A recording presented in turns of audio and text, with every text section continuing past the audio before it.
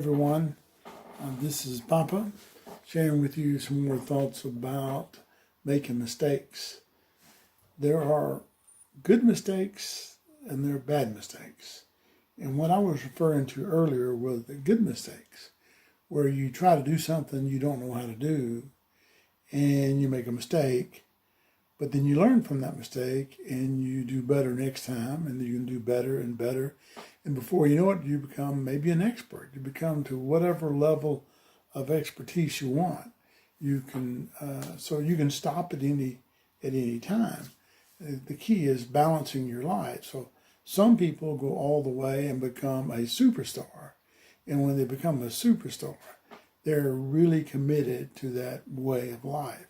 For instance, if you wanted to be a entertainer, on the part of a band, what has to happen to be really successful in the music industry is that you have to give up a lot of other things. You cannot balance the rest of life with being a superstar entertainer like Michael Jackson or Elvis or the Backstreet Boys or whoever, because you have to spend all your time in that area. And one of the saddest things that you don't see on the surface when you're watching them is that they have to perform even when they don't feel like it. But when you go to school, if you don't feel like going to school and you're sick, you're really not feeling well, you don't get to go. You don't have to go.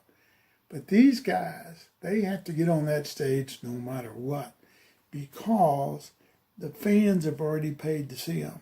The promoters have already paid to have them on that stage. So if they don't show up, they're in trouble. So you got to be careful with what level of success you want to have and defining what your success is. Success is not always the best that that anybody can be. It's the best that you want to be, to the level you want to have.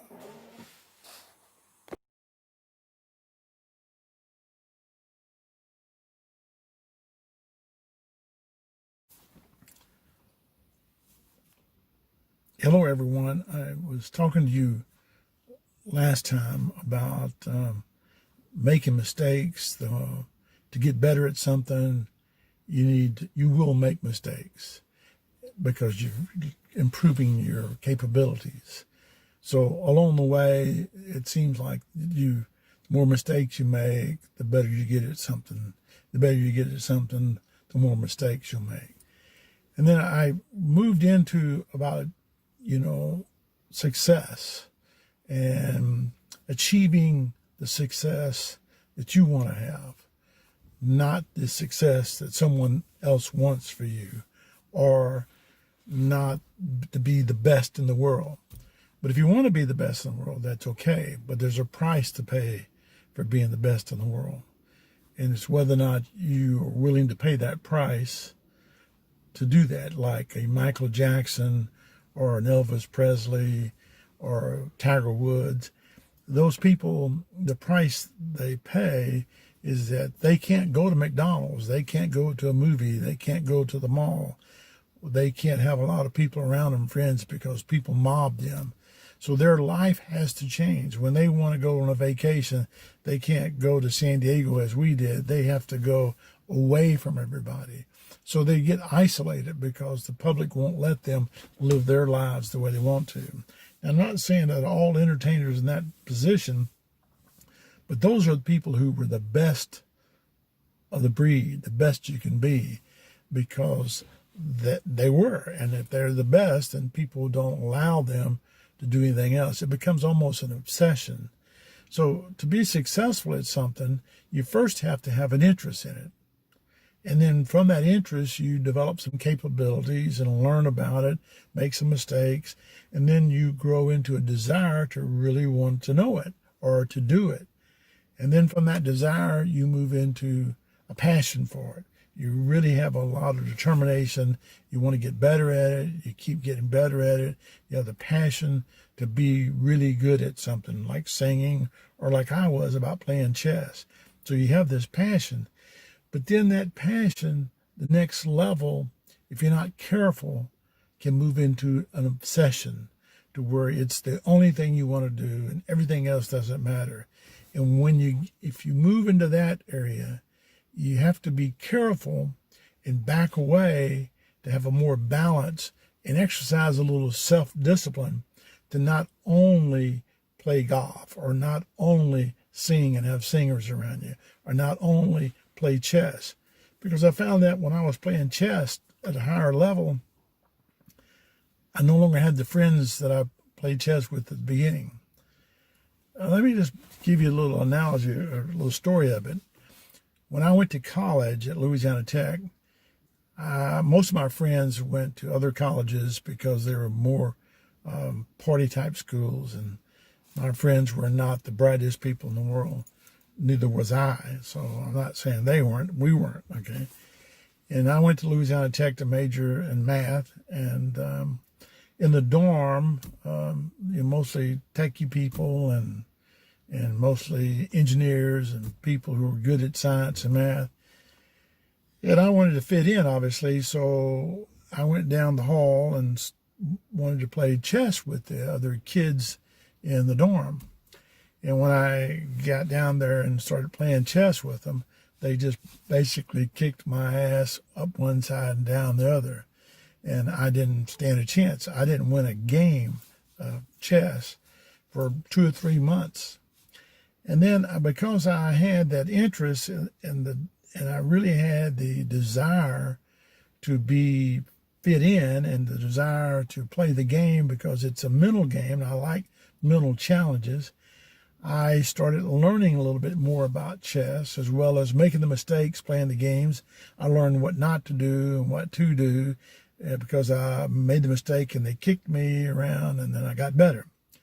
So over time, I developed my capabilities and I really kind of started playing other chess players that were not as strong so that I could win some. I could develop my confidence. And it's kind of like going to a smaller market to do your videos so that you can't contaminate the whole world. I went off and did a lesser of a qualified person, someone that I could play with and get the confidence and build my confidence. So my interest had moved to a desire, and that desire was helping me develop my capabilities. And as I moved through the years, about a year, I started having a real passion for chess. And so somewhere in there, what was happening is that my capabilities had gotten sufficient enough to where I could win more than I lost. And I even got to the point where I could win all the time and very, very seldom lost except to another good player. And people would call me up and say, come play this guy in the dorm over here because he thinks he's good at it and we've got a bet with him and we'll share you some of the money and you can actually make some money while you're playing chess. So, hey, I needed money at college and so I did that. I played chess for money on their money and I split the winnings whenever I won. I don't think I ever lost any of those matches because most of the time it's people who are bragging about how good they are and not really how good they are. So my desire moved to a passion level because I thought, well, maybe I ought to play with the real guys and join the chess club and really become good at it. And so I did. And I became president of the chess club. And I was one of the top 2 people in the chess club. And I started playing tournaments in multiple states and was winning and doing pretty good. And then all of a sudden that passion, about wanting to be like Bobby Fischer was really turning into almost an obsession, really wanting to play chess all the time. So my grades started going down. My relationships changed. I woke up and saw the only people that I was around and that I played chess with were the people who were wanting to be like a Bobby Fischer and to be a great chess player. And then all of a sudden, I noticed that they weren't the people that I played with, my friends originally. All my friends, whenever I played chess with them, it's kind of like playing with my grandsons or with somebody that's just a beginner or an average player. They don't want to play because they don't want to be beaten by me. and so I can't play everyday chess with someone because they know of my capabilities and I beat them and they don't like that, so they quit playing. And so anyway, that's what happens when you have an interest in something. You want to do it, and you do it, then you develop a desire to do more and to get better, and you work on your capabilities, and then you get a. So when I tell you about being successful and to go for it, a lot of people tell that to teenagers, but I want to let you know that you don't have to be the best in the world unless that's really what you want. And you got to know what price you're going to pay to be the best. Everything's going to change. Or you can have that determination and get to a certain level, the level you want to, that you're comfortable with, that you can have a full, exciting, and fulfilling life. And so you have to exercise a little discipline and curve that passion back down from obsessions to reality, and to be able to maintain a more balanced life, because that's a more fulfilling life. So at any rate, that's what I'm saying. To be successful at something, it's a series of accomplishments. It continues until you get to a certain level, the level you want to be. And then you curve it in to where it fits into the lifestyle you want to have. Remembering that if you become obsessed or to be the very best of something, you've got to give up all the friends that you have and everything else, because it becomes a single focus item. But you can be good, and you can be a good entertainer. You can make a lot of money at it. You can have a lot of fun with it, but not let it consume you to where you don't have anything else. So there's the balance that you have to do. So success, you have an interest, you develop a desire, and then a passion, and you need to be careful that it doesn't become an obsession.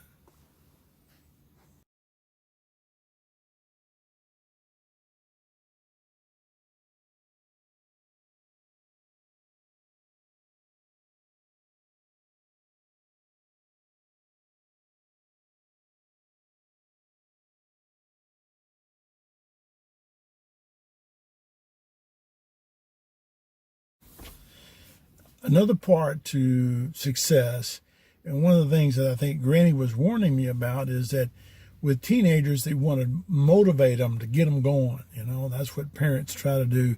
You got to go for it if you want it. But the concern is, if you don't do that drive with them, have a lot of that drive, they're going to sit back and do nothing, just play games. But I believe in you more than that. I think you know that you have to do something. And if you just sit there and do nothing, and that's their concern, because if you tell them, well, you only be as good as you want to be. Well, you may say, well, I don't really want to be better at chess. I just want to know how to move the pieces. And so I don't care if I get my butt kicked all the time. So you really don't have an interest or a desire in it. When you know you have a desire in something, you're going to know it. And then when you can take that desire to a passion level. But if you don't get a desire in something, then you won't get there. One of the things that your mother did for you as kids, she always got you lessons on how to do fencing. And she exposed you to a lot of different things to see if that interest could spark into a desire and a passion. And in some cases, you developed a desire to be better at swimming, and you got pretty good at swimming. You developed a desire to do different things, okay? And now what's so funny is that whenever she talks to you about doing it again and taking lessons, you go, oh, no more lessons, no more lessons. We've had enough lessons. But what she was really trying to do was expose you to multiple things for you to pick, to have a desire for, and develop a passion, and then have the best people or instructors teach you, because she doesn't know anything about baseball. She doesn't know football. She doesn't know fencing. She can swim real well. But so she felt like if she provided you with a good instructor and multiple things to be interested in, you will find it, and it will ignite the desire and the passion. So don't be afraid taking more lessons on different things, because it's through lessons that you learn how to do stuff.